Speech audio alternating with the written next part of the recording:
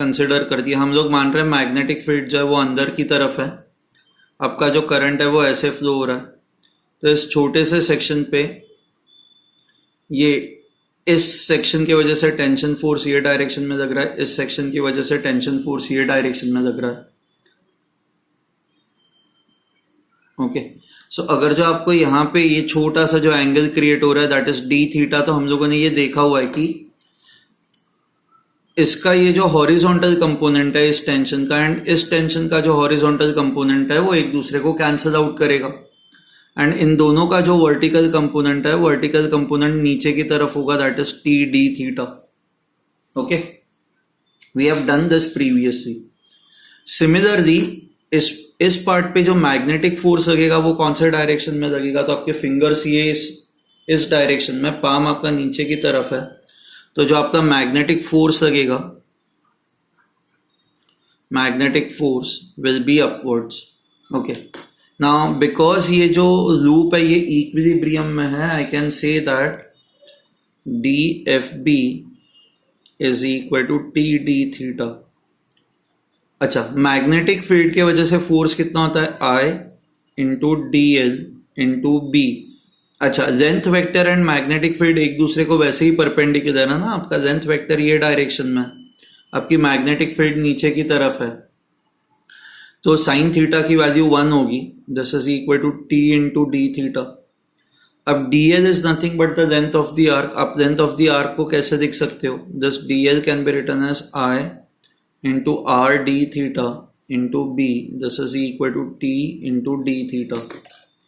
यहां से ये डी थीटा जो है वो कट हो जाएगा एंड ये जो टेंशन आपको मिलेगा this will be equal to I into R into B.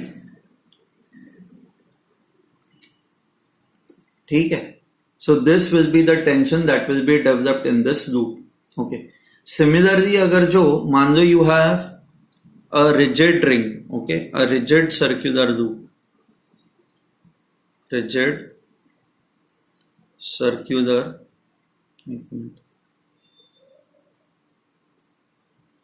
And इस रिजिड सर्कुलर लूप में आपका जो करंट है वो मान लो एंटी क्लॉकवाइज डायरेक्शन में फ्लो हो रहा है, एंड मानते हैं चलो मैग्नेटिक फील्ड जो है वो वापस अंदर की तरफ ही है। तो if you consider a small section, यहाँ पे करंट ये इस डायरेक्शन में होगा, तो करंट का डायरेक्शन ऐसा है, मैग्नेटिक फील्ड के डायरेक्शन में आप पाम पुट करोगे तो इस पे जो फोर्स आएगा वो अंदर की तरफ आएगा। सो हर छोटे से सेक्शन पे जो फोर्स होगा ना वो अंदर की तरफ होगा, यहाँ पे जो फोर्स होगा ये अंदर की तरफ होगा। So this circular rigid loop it will have a tendency to collapse.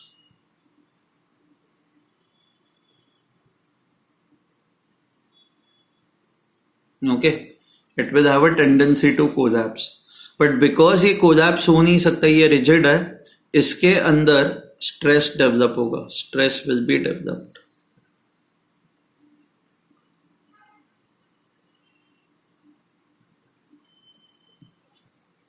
ठीक है, fine. So I hope you have understood this now कि जब आपके पास कोई लूप है जो फ्लेक्सिबल लूप है एंड उस फ्लेक्सिबल लूप को आप मैग्नेटिक फील्ड के अंदर रखते हो, यूनिफॉर्म मैग्नेटिक फील्ड के अंदर, तो क्या होता है ये अब आपको समझ में आ चुका है।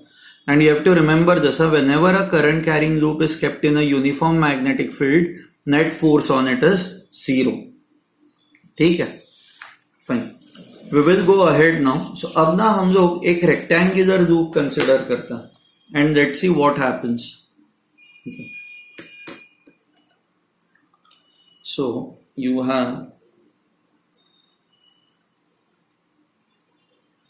a rectangular loop, okay, A, B, C, D,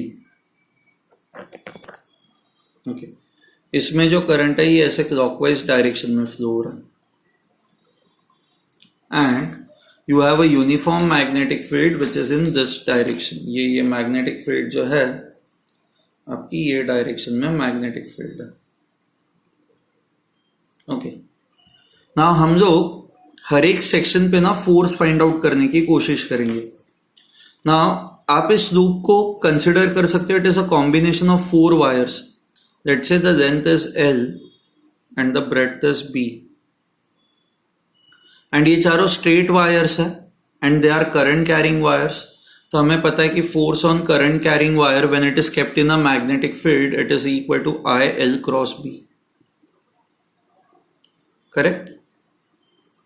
सो एक काम करता है, पहले will try to find out force on AB. So IL यहां पे आपका वेक्टर होगा, vector AB cross magnetic field.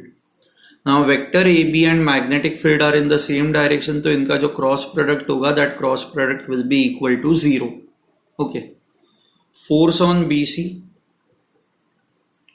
so current I into BC cross B. Now BC and B are perpendicular to each other, so it will be length of BC is equal to L into B. Sin 90 is anyway 1. Okay, क्योंकि length vector and magnetic field वैसे ही एक दूसरे को perpendicular है. यहां पे अब डायरेक्शन क्या होगा, तो आपके फिंगर्स नीचे की तरफ है, पाम आपको ऐसे करना है, राइट हैंड साइड की तरफ आपका पाम होगा, फिंगर्स नीचे की तरफ होंगी. ओके. तो आपका थंब ऊपर की तरफ आना चाहिए. आपको आ रहा है थंब ऊपर की तरफ, तो इस पे जो ये फोर्स होगा ना ये ऊपर की तरफ होगा, फोर्स ऑन BC. इस पे फोर्स ये ऊपर की तरफ होगा. Okay. So let me write ऊपर की तरफ, मतलब it is K direction. Force on CD अगर जो आपको निकालना हो तो this is equal to I into vector CD cross B. This is I. अच्छा, CD एंड B इन दोनों के बीच में एंगल आपका 180 डिग्रीज है ना, साइन 180 जीरो होता है, तो दिस इज बेसिकली 0. सो जैसे इस पे फोर्स आपका 0 था वैसे ही force on CD will also be equal to 0. Okay. Force on AD निकालता है, it will be I into force on DA, क्योंकि करंट D से A की तरफ जा रहा है, so vector DA cross B. So this is I. इसकी लेंथ है L into B. Length vector and magnetic field वैसे ही एक दूसरे को परपेंडिकुलर है ना, they are anyways perpendicular to each other, तो साइन 90 वैसे ही 1 होगा. अब अगर जो आपको डायरेक्शन निकालना है तो आप क्या करोगे, फिंगर्स को फर्स्ट डायरेक्शन में and magnetic field right hand side की तरफ है, तो पाम राइट हैंड साइड की तरफ करोगे, तो आपका थंब नीचे की तरफ आ रहा है, तो इस वायर पे जो फोर्स है या इस आर्म पे जो फोर्स है वो फोर्स नीचे की तरफ होगा. This is force on D है, minus K. Now tell me what do you think would happen in this case. आप इस पे, ये एक लूप है, लूप के यहां पे और यहां पे कोई फोर्स नहीं लगा रहे हैं, आप एक डायरेक्शन पे फोर्स, तो जैसे फॉर एग्जांपल ये लूप है, आप इस पे फोर्स ऊपर की तरफ लगा रहे हैं और इस सेक्शन पे फोर्स आप नीचे की तरफ लगा रहे हैं, तो व्हाट विल हैपन इज ये ऐसे घूमना स्टार्ट करेगा ना, it will start rotating. So I can say that, okay, this force FBC and FBC and FDA constitute a couple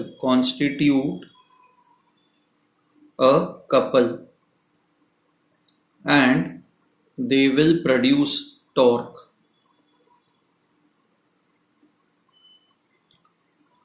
now इस टॉर्क के वजह से क्या होगा, this will, due to this the loop will rotate. Okay. अब जो rotation होगा वो रोटेशन इस एक्सिस के अबाउट होगा. ओके. नाउ ये जो फोर्स BC है ये ऊपर की तरफ है, यहां से ये जो डिस्टेंस है आपका B/2 है, एंड सिमिलरली ये भी B/2 है. ओके. अब ये जो फोर्स है ये ऐसे रोटेट करवा रहा है, ये आर्म को ऊपर लेके आ रहा है, एंड ये फोर्स भी इसी तरह से ना सेम डायरेक्शन में ही ये रोटेट करवा रहा है. एक मिनट, हाँ, ये सॉरी ये ऐसा होगा रोटेशन. समझ में आ रहा है आपको? This part is going to come up, this part is going to go down. So आपका टोटल फोर्स कितना या टोटल टॉर्क कितना हो जाएगा? Total torque on the loop is simply equal to torque because of this force plus torque because of this force. Torque because of BC, force BC, plus torque because of DA.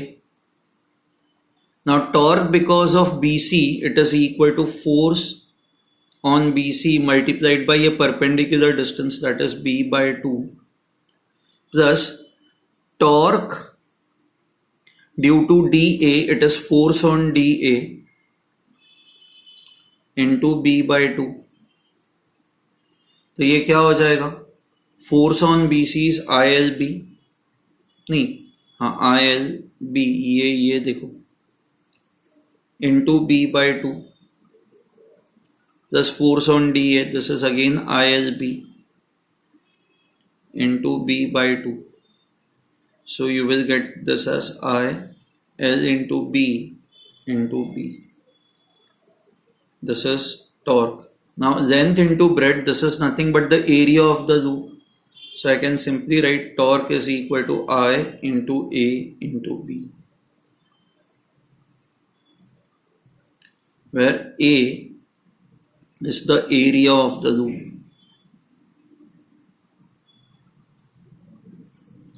ठीक है.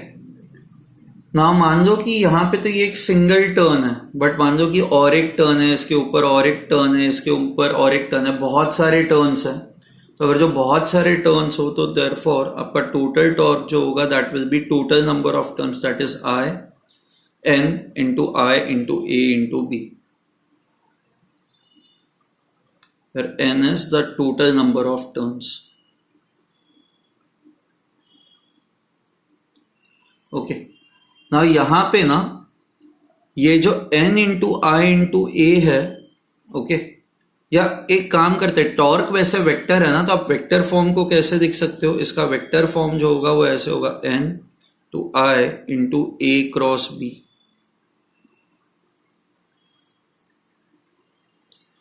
Now the thing is, यहां पे area vector आप कैसे निकालोगे? सी, area vector निकालने के लिए, to find area vector,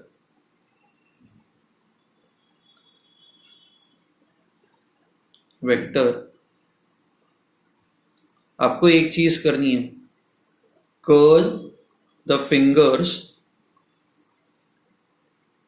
of right hand along the loop.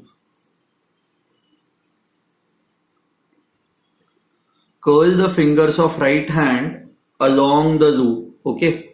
Thumb will give you the direction of area vector.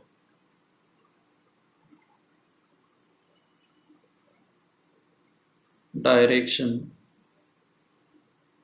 of area vector. अच्छा, so thumb will give you the direction of area vector. So अगर जो curl the fingers of the right hand along the loop in the direction of current, हाँ, current के direction में आपको इन fingers को curl करना है. सॉरी, तो अब इसके अंदर आपका करंट ऐसा था ना, this is how your current was. तो आप फिंगर्स को ऐसे करंट के डायरेक्शन में कर्ल करोगे तो आपका area vector in this case, thumb जो भी डायरेक्शन में पॉइंट करेगा that will be your area vector. Now in this case thumb नीचे के डायरेक्शन में पॉइंट कर रहा है, तो आपका जो एरिया वेक्टर है that area vector would be downwards. ठीक है. So I can say if the current is in the clockwise direction, area vector नीचे की तरफ होगा. If the current is in the anti clockwise direction, area vector जो होगा वो ऊपर की तरफ होगा. So let me write, so therefore for clockwise current,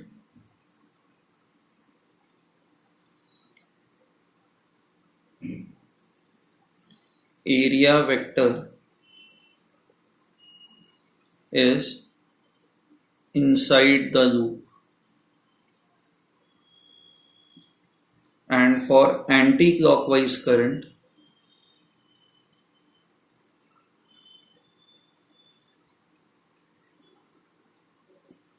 area vector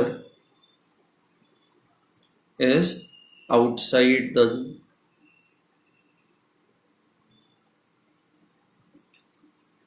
ठीक है ना, हम लोगों ने ना यहाँ पे बहुत ही सिंपल सा केस कंसिडर किया था. If you see over here, आपकी मैग्नेटिक फील्ड जो है वो आई डायरेक्शन में है. अच्छा, अगर जब फिंगर्स को कर्ल करो तो आपका एरिया वेक्टर नीचे की तरफ आ रहा है, तो आपका एरिया वेक्टर जो है वो था माइनस के डायरेक्शन में. अब ये दोनों डायरेक्शन से एक दूसरे को परपेंडिकुलर है ना, तो हमने ये जो फॉर्मूला निकाला हुआ था I A B N I A B, ये specially formula this is applicable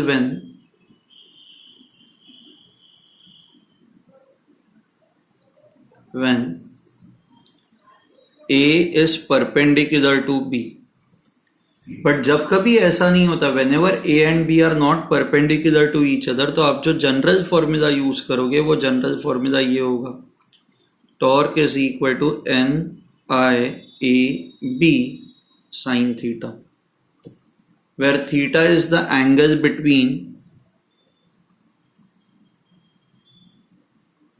between area vector and magnetic field vector.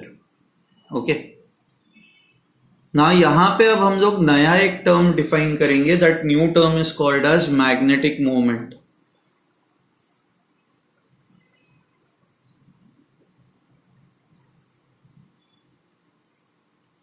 It is a vector. Okay, and इसकी जो वैल्यू होती है ना, इसकी वैल्यू होती है एन आई ए.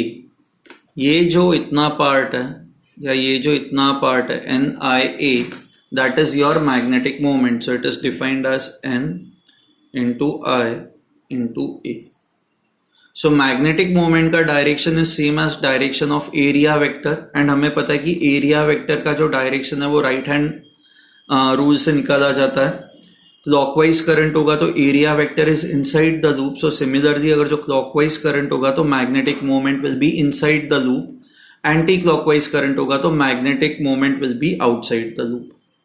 सो आप इस फॉर्मूले को अब ऐसे भी लिख सकते हो ना. सो देयरफॉर आपका जो टॉर्क होगा that will be equal to N I A के जगह पे I can write magnetic moment cross B.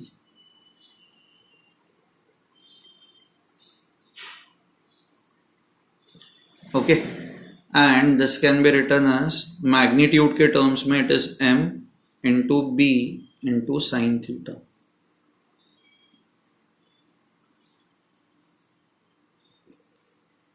Okay, ना ये जो मैग्नेटिक मोमेंट होता है ना, ये मैग्नेटिक मोमेंट यूजुअली हम लोग मैग्नेट्स के लिए डिस्क्राइब करते हैं. तो मैग्नेटिक मोमेंट जैसे डाइपोल मोमेंट होता है, पता है, इलेक्ट्रिक डाइपोल मोमेंट. वो इलेक्ट्रिक डाइपोल क्या होता है? इलेक्ट्रिक डाइपोल ये होता है कि you have two charges q and minus q and they are separated by some distance d. Correct. तो इन दिस केस हम लोग इलेक्ट्रिक डाइपोल मोमेंट कैसे निकालते हैं? ये डाइपोल मोमेंट के लिए हम लोग p यूज करते हैं ना. This is q into D, right. And dipole moment vector का डायरेक्शन क्या होता है? ये नेगेटिव चार्ज से पॉजिटिव चार्ज की तरफ होता है. करेक्ट. सो यूजुअली जो इलेक्ट्रिक डाइपोल मोमेंट होता है वो किसके लिए निकाला जाता है? वो इलेक्ट्रिक डाइपोल के लिए निकाला जाता है, which is a combination of equal and opposite charges. उसी तरह से मैग्नेटिक मोमेंट जो होता है, मैग्नेटिक डाइपोल मोमेंट, वो डाइपोल, दो पोल्स के लिए निकाला जाता है. Okay, so magnetic moment is usually calculated for magnetic dipoles.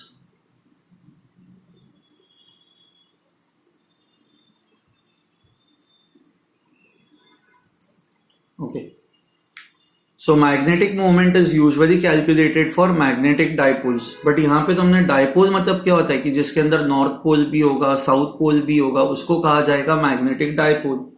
But यहाँ पे आप देखो तो ऐसा कुछ है ही नहीं.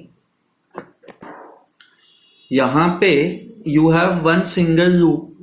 तो यहाँ पे north pole and south pole की हम लोग बात क्यों कर रहे हैं? Why are we talking about north pole and south pole?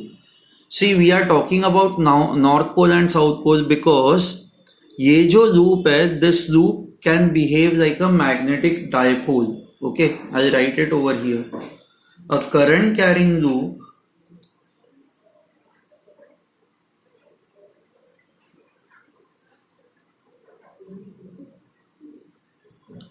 behaves like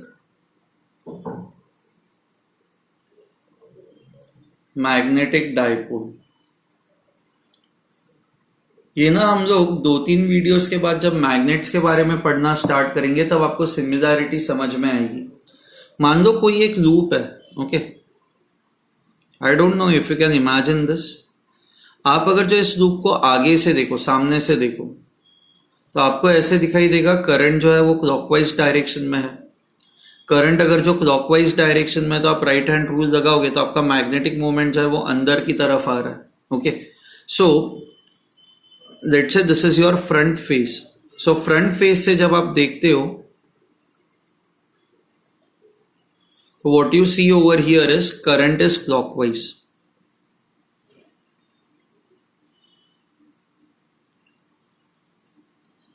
okay, so magnetic moment आपको ऐसे लगेगा कि लूप की अंदर की तरफ है. It is inside the loop. Okay, now आप अगर जो पीछे से इस लूप को देखते हो, आप अगर जो बैक फेस से देखते हो तो व्हाट डू यू सी.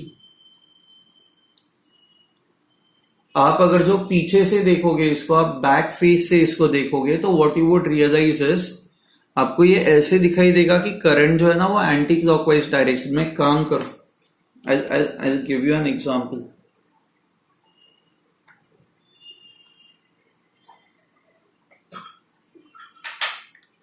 मान लो ये ऐसा है. ओके, करंट मान लो ऐसे घूम रहा है. तो आप अगर जो ये साइड से देखोगे ना तो आपको ऐसे लगेगा अरे करंट जो है ये क्लॉकवाइज डायरेक्शन में घूम रहा है. ओके, हम ना करंट का डायरेक्शन ऐसे ही रखता है एंड हम लोग ये साइड से देखता है ये करंट ऐसे जा रहा है. आप जब उल्टे साइड से देखोगे ना इसको तो आपको ऐसे लगेगा करंट एंटी क्लॉकवाइज डायरेक्शन में जा रहा है. ओके, तो सेम करंट तो एक ही डायरेक्शन में फ्लो हो रहा है, बट इस साइड से देखते हो तो आपको ये क्लॉकवाइज करंट दिखता है.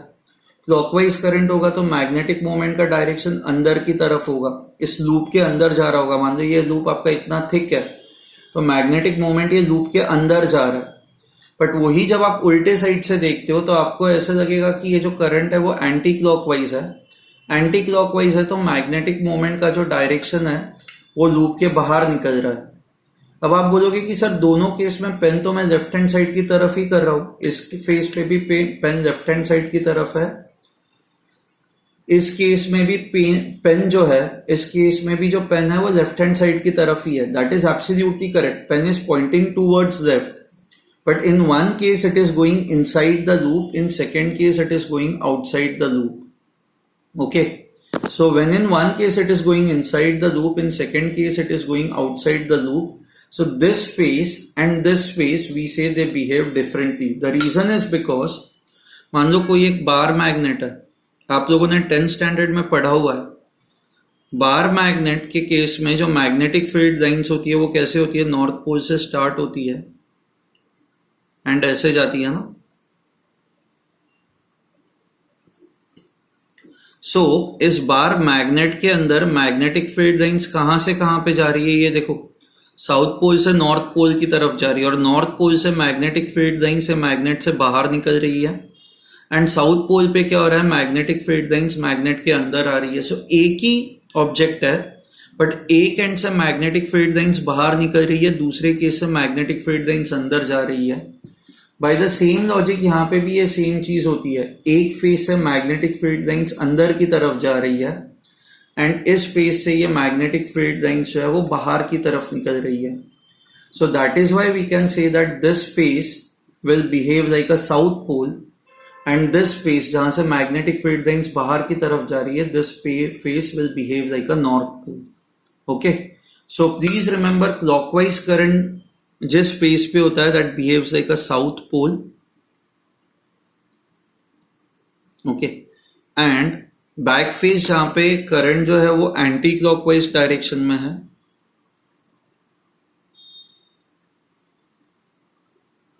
ये जो करंट है this behaves like a north pole.